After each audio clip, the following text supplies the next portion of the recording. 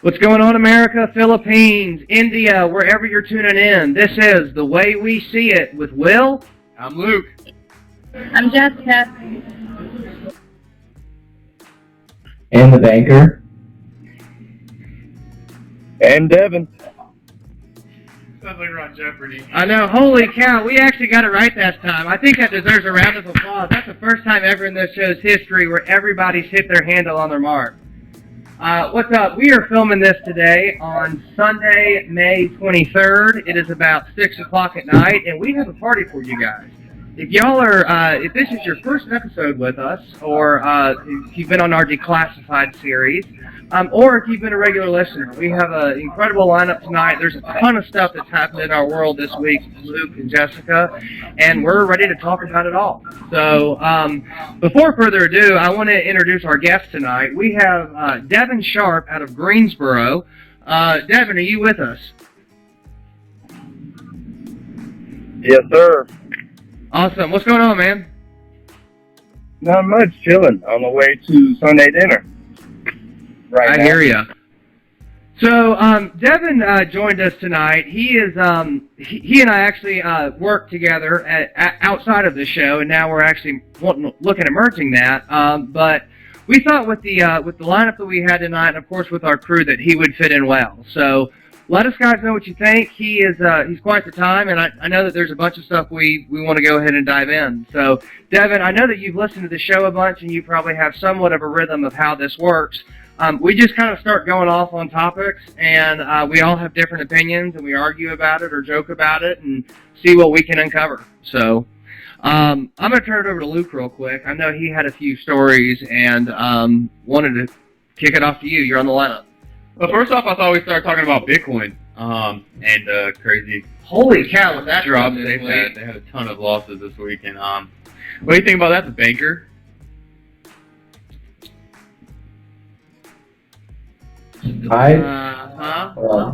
Okay, can you hear me?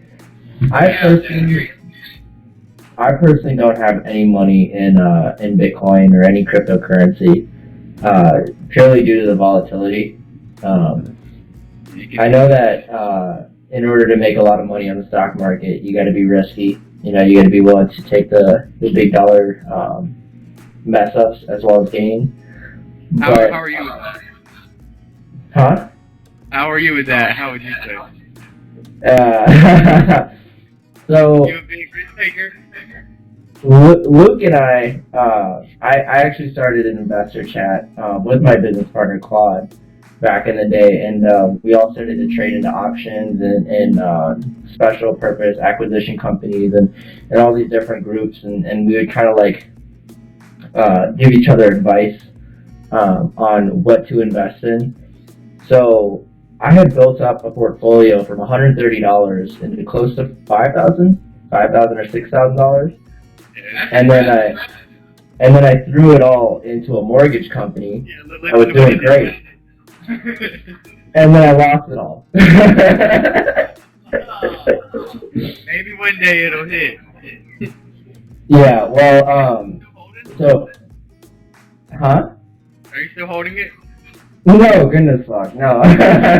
I dipped out of there as quick as I could. The moment I saw I could get at least half my money back, I took it and ran, you know? And all of it was an option, too. $1 million by the end of this year. Huh? By 19 years old. It's ridiculous. That's wild. We got to talk about that. What were you going to say, Jessica? I said, what happened to Supermoon? I know it's a GME stock form, but you can use that in cryptocurrency and everything. I mean, the second that the stock plummets is the second that you... Tell me, how is GME? It's like a game. It's a risk game. You gotta be willing to lose money. But are you winning right now, or are you losing? You said what? I'm sorry.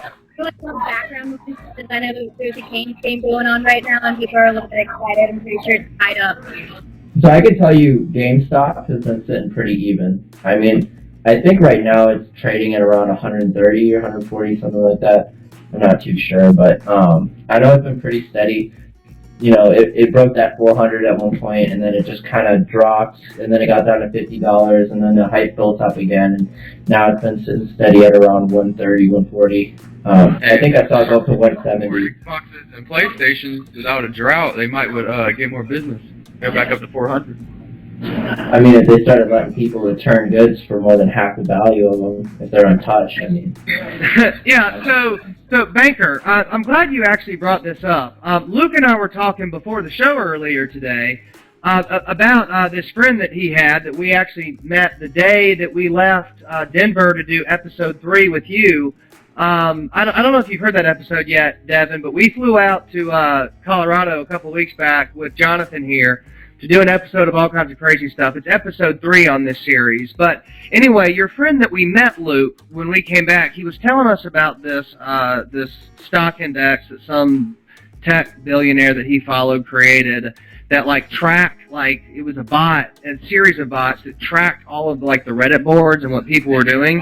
Yeah, and it was an index fund that automatically was triggered, that would buy and sell based off what all the people on the web and the dark web were talking about doing on the Reddit boards, that came famous after GameStop. And I'm trying to remember what that stock is. I wanted to recommend it, but it's a brilliant concept. Because if you want to basically make money doing the same thing, but you don't know, you don't have the time to follow the Reddit boards. Have any of y'all heard of this? Hey, he made a lot of money. I know that. He was making a lot of money off of it. So I know a little bit about high, algorithm trading, and I'm not too sure about that. I know there's bots out there, because I did a little bit of research myself, where you can kind of invest your money and the bot kind of distributes it and day trades it essentially. But a lot of them lose money. A lot of them. Do you know of any, or do you have a recommendation of one? Because I was trying to figure out what's the stock symbol for one of these indexes that are tied to bots that will trade off of that, or do you not know? I'm sure there's a bunch of them and they come and go, but yeah, we were talking about that before the show to remember what one was, and we couldn't find it. Yeah, I don't know too many bots. I haven't really touched trading in about a month. Sometimes I look at it just to kind of look at it, but no, I don't know of anything like that. Supposedly, movie theaters are supposed to be big in 2022. It's supposed to be a brand new feeling coming back to the movie theaters, when they first opened, and they're redoing them. Hey, I went to one of the crappy ones, and dude, they done got recliners in there, nice sound system, good TVs. I was like, dang, same old price. You mean AMC? I don't know what it was. It probably was AMC. I had stock in them at the time. Yeah, let's talk about that. That's a good point. So that's a controversial thing that we've seen. That's a good point, Luke. Yeah, all right. So a lot of people love the theater, but a lot of people say the theater is a dying business too. Where are you gonna take a girl? But think about millennials.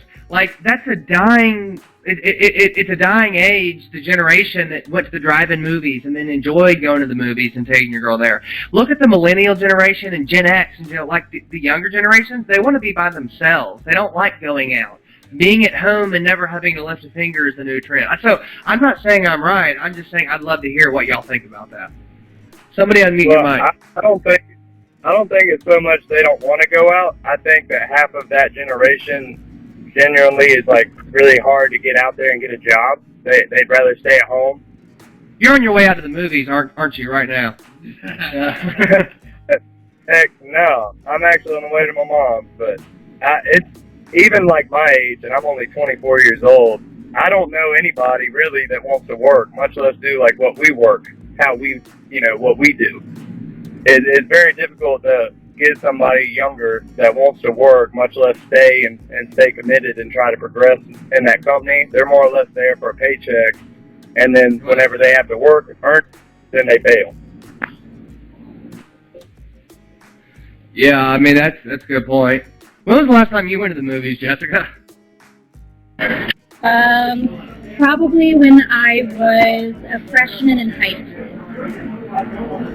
In all reality.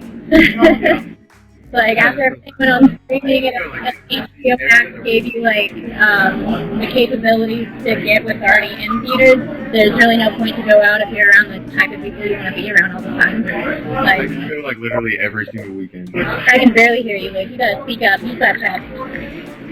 I used to go like every weekend. I heard that one that time. All right, so far we have what? I was a no. Luke was a yes on the movie investment. That's one no, one yes. Jessica, that sounded like a no, so that's two no's, one yeses. What was your vote, Devin? Well, I mean, I'm down to go to the movies. Just, I think the last 10, 15 movies I've ever seen were absolutely disappointing. So I just kind of gave up on that, and that way I don't pay $20 when I watch Netflix. If the movie sucks, I can just change it. Yeah, I mean, so that's what we're debating is the investment idea. So, I mean, is the trend going to be, is the movie business going to continue to grow and be something worth investing in stocks, or is, with the generational changes, is the business going to die out? I definitely see it dying out because it's just way too accessible now. I mean, now everybody has phones where you can see even like sports live streamed instead of going somewhere to watch it. You know, just stuff like that. They need to cut that out. That needs to be pirating. It's just me, You don't need to be able to do that. I feel like the movie. they created drive-through movie theaters again, like they had like way back when. I would definitely go for that, just for the environment. Like, you're not really paying for an environment anymore when you go to the movie theater. It's pretty run down, and you spend like $30 on candy and drinks, and then like another like $20 on the ticket, and it's just a waste of money, waste You of time. haven't been Like, since senior year, so freshman year, so there's that. You weren't even paying for it then. I so was. I've been working my butt off. So, Jonathan, all right, you're the only one who hadn't cast a vote yet, banker. We saved the banker for last, the money vote. You gonna help save and bail Luke out here, or you gonna let him die on this hill? So I have mixed feelings about movie theaters.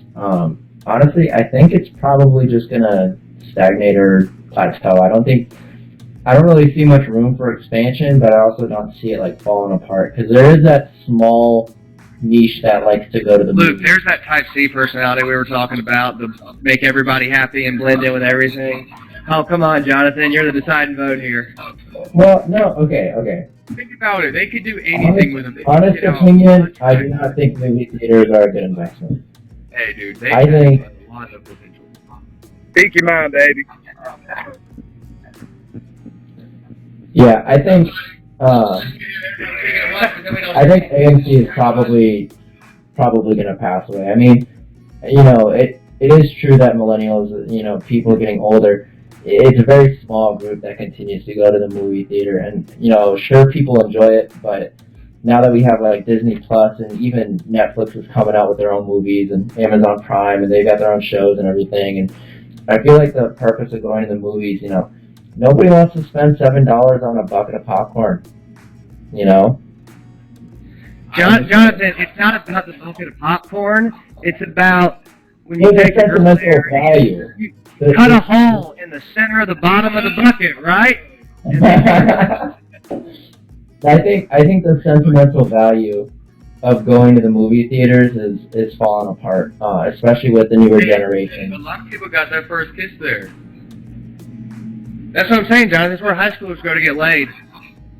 I'm about to say, but nowadays nobody watches the movie at home to watch the movie. Oh, that's right. Today we live in the Netflix and chill world. Yeah. See, I think I'd go with Jessica. Like, if it was an outside movie, you know, like you can pull up and park, sit in your car, have a few shots, drink some beer, if you wanted to, you know, smoke a cigarette or whatnot without having to walk out, anything like that, bring your own candy. That's one thing. Because they make so much money off candy, you're paying all stuff like that than you are the movie. Let's revert back to that experience Devin just mentioned. Have you done that before? I'm just a little curious. Is that? Past girlfriend. Yeah, I think the sentimental value, because sure, like some people get their first kiss at the movie theaters, but you gotta remember up until like. I was with several girlfriends at the actual movie theater.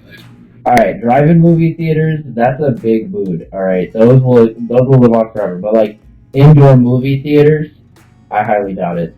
They're not gonna make it.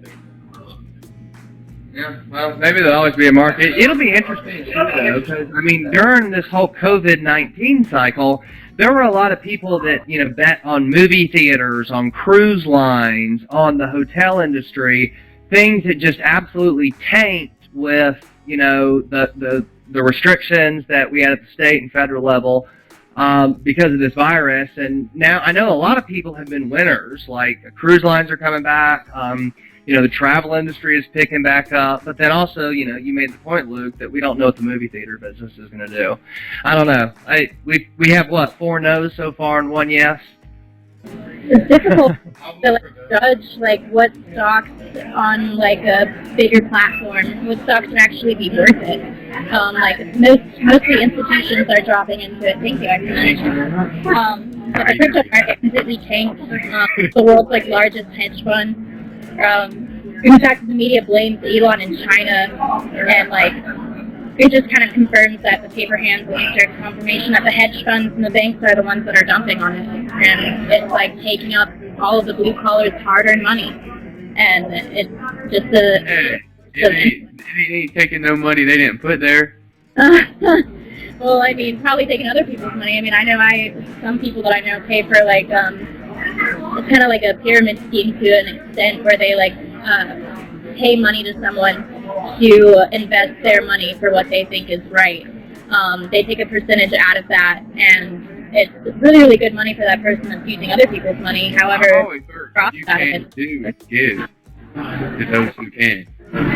What? I've always heard if you can't give to those who can. Well, I mean, you should be able to do it for yourself. I wouldn't trust my money in somebody else's hands. Like your own research, critical thinking. That's just right, though. I mean, we're telling people on the show every single week. We open this up for discussion and talk about the pros and cons on investment advising, and most of the time they're winners. I know I'm up on my portfolio. Jonathan's winning. Jess knows crypto is better than any of us, so we're doing everything we can to give this information away. Yeah. I would suggest going on like Seeking Alpha and like Reddit and staying away from news and information in that way, because it's all manipulation if it's anything else. Like you're actually speaking to people who know what they're talking about, like the apes.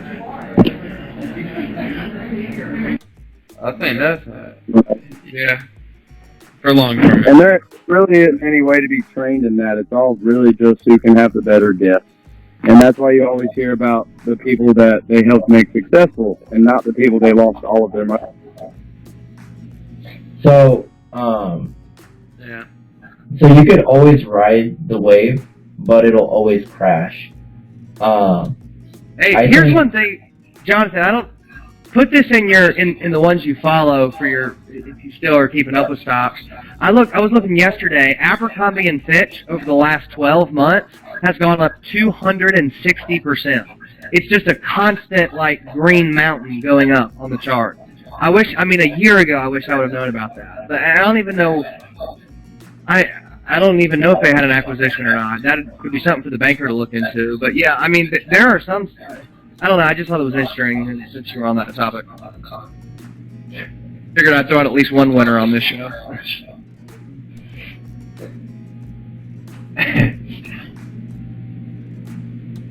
Yeah, just gonna go ahead and throw out the disclosure. We are not offering financial advice by any means. Yeah, Don't follow what we say. Any investments you make are on your own decision and that they think they make. I agree. Should use your own. Yeah. However, Offering advice, I certainly recommend Googling anything I say, not acting on the assumption alone. I do my research and I share my research, and that's the extent of it. But, no, what do you think, Banker?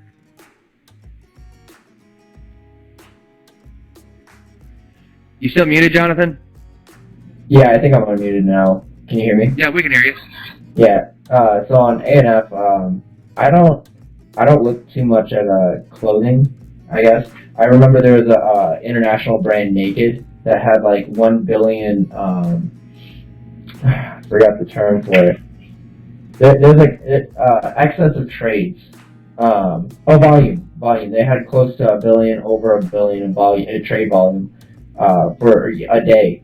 And they're a clothing brand. I remember they went, kind of when GameStop and AMC and everything was picking up, Naked went from, oh man, I want to say like 2 cents to like almost, it was like $1.40 or something like that, almost $2.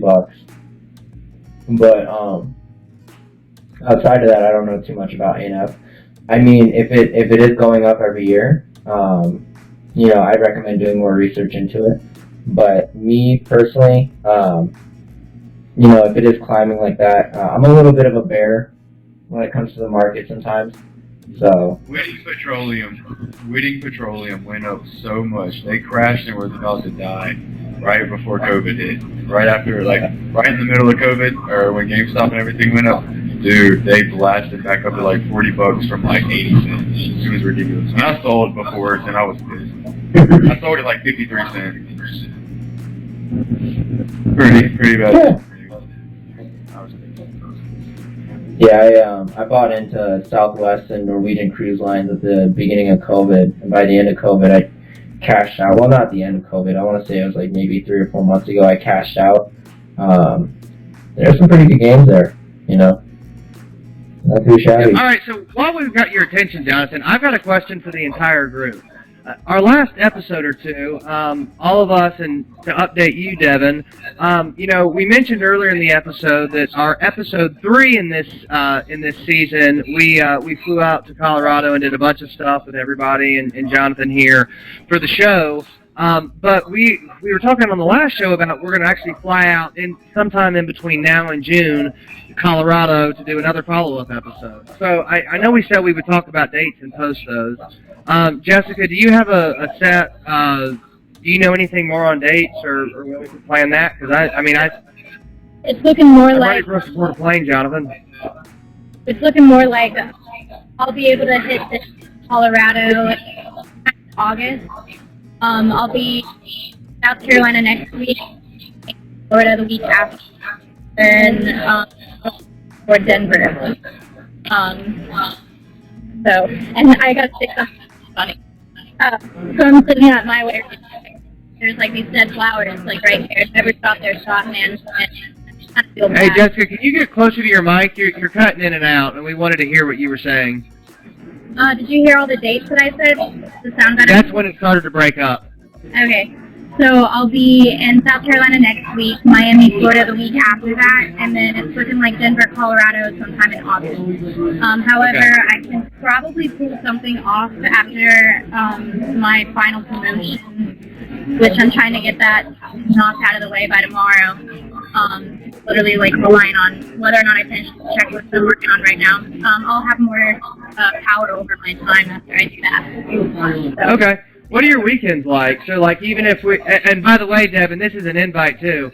I don't know how tight of a ball and chain the missus has on you, but if she ever gives you a key from time to time for it, we're looking at sometime over the next month or two, like on a weekend we don't have to work at Fred, flying out like on a Friday night or Saturday, spending like 12 to 18 hours in Denver, hitting the casinos, riding around, seeing a bunch of wild stuff as we film, and then getting back on a plane, coming back Sunday in time for work Monday. Yeah, I mean, that's me. Let me know what I'm looking like. All right. Well, we will certainly get dates. That's what we're trying to figure out now. But do you ever figure anything out, Jonathan? You have anything to shed on that? Yeah, can you hear me? Yeah, we can hear you loud and clear. Yeah, so I do have my family coming in to Denver towards the end of June. So probably the last two weeks of June, 2 or 3 weeks. Yeah, we would love to go to the reunion. That would be, we have to be the family. Well, there's some... No. See what little baby Jonathan is like. Yeah, those are fighting words. But, no, but there's underlying things with that. So So unfortunately, those 2 weeks I won't be available. I think it's like June 17th to June 30th. But before that, I'm available, and then We're definitely all of going. I won't be able to see you. It's important, but It's all right, Jonathan. We'll be able to find you. Yeah, we know where you live, Jonathan. Will, hold on. We should tell them how you found out I was at the airport. Apparently, Will just thought like, oh, isn't Jonathan in North Carolina? And then you guys looked up my Snap location and caught me at the airport. No, Jonathan, we've actually had PIs and skip tracers following you since day one. That's what I'm saying. There's nowhere you can crawl that we don't have eyes and ears in this country. Oh, We thought about not paying. Hey, what'd you say, Devin? I said, Will is kind of a stalker. He'll find you. Eyes and ears everywhere, man. But you are paying for the drink, right? Sure. Oh, that's promising. Well, I mean, we probably won't have a big drink bill. At Jonathan's family reunion, I assume there'll be beverages served. Oh, yeah. Just drop the Addy. I'll be there. We'll post it on the show's Facebook. All right, sounds Just good. about everybody. You know, 300 people show up to your family gathering, Jonathan. Yeah, people from overseas flying in. Jonathan. Ian and her family show up and expecting accommodations for like 17 people.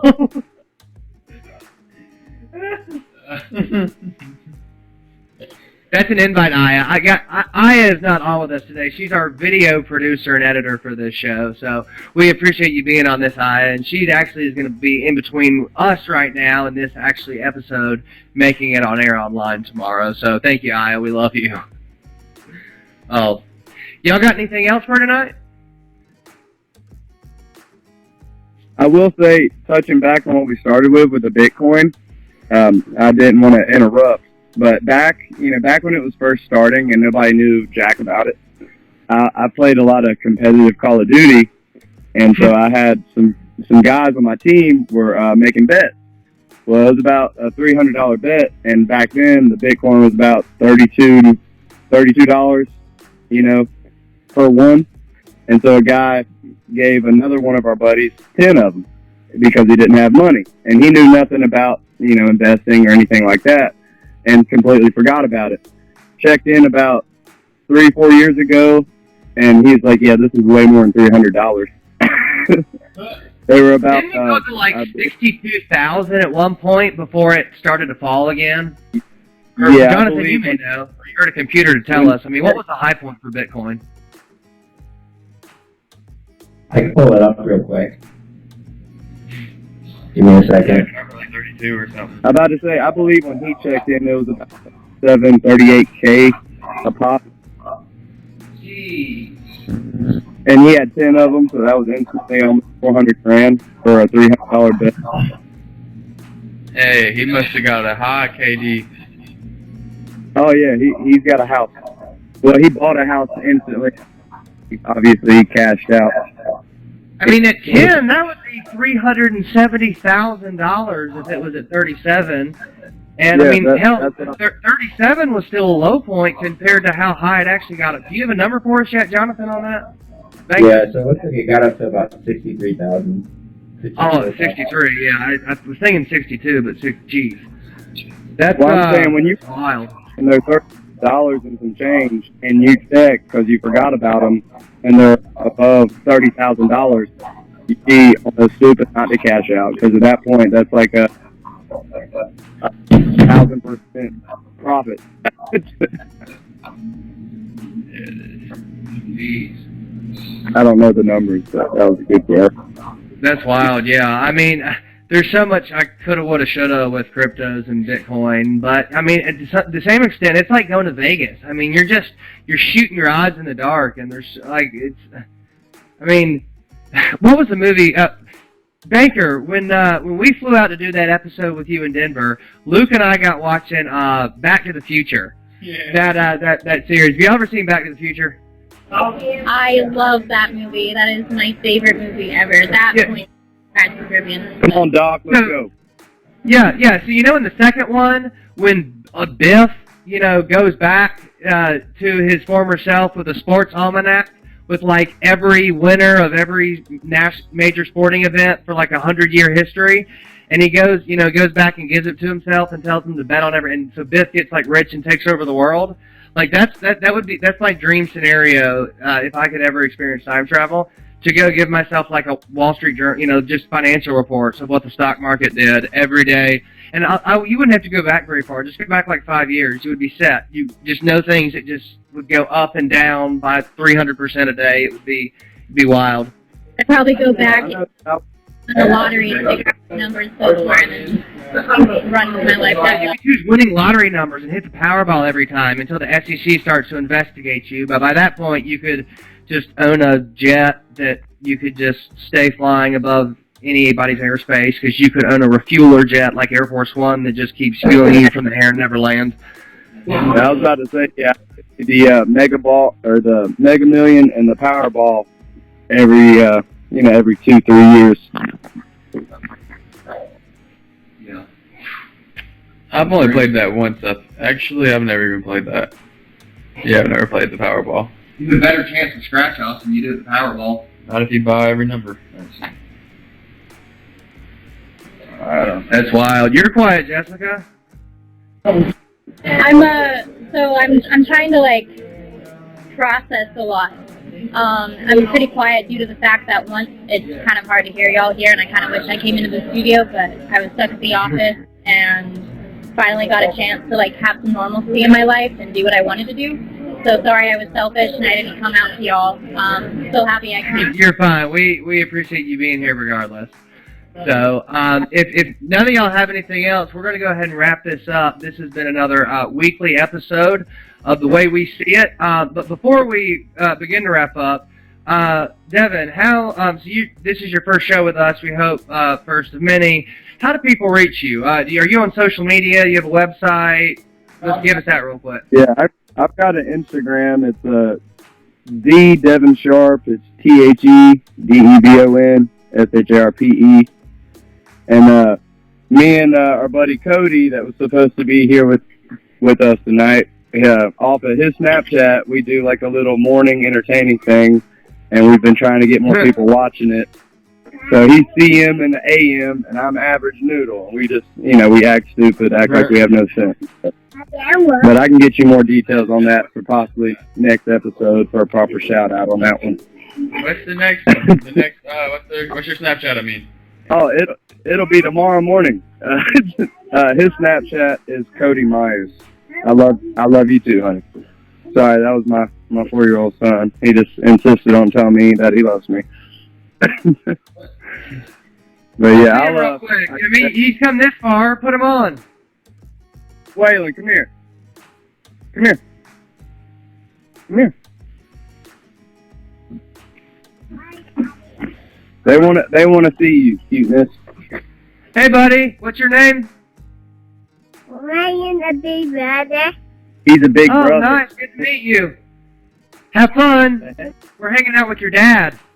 Okay.